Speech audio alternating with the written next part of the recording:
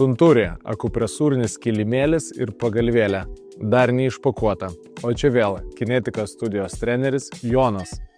Kilimėlis ir pagalvėlė turi 8000 spaudimo taškų. Ant jo gali gulėti, bet ir stovėti. Po 10 minučių tikrai pakeis tavo gyvenimą.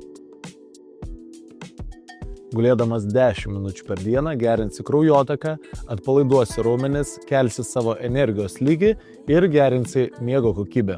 Jeigu naudosi šią pagalvėlę ir kilimėlį, pajausi dilgčiojimą, tai ženklas, kad kraujotaka aktyvuojasi. Jei tai tavo pirmas kartas, pradėk nuo minkštesnio paviršiaus, o po to pereik prie stabilesnio ir kietesnio pagrindo. Akupresūrinis kilimėlis tikrai geras pasirinkimas. Jisai tau padės pagerinti savijautą, raumenų atsistatymą, kraujotaką, o svarbiausia – dienos pabaigą.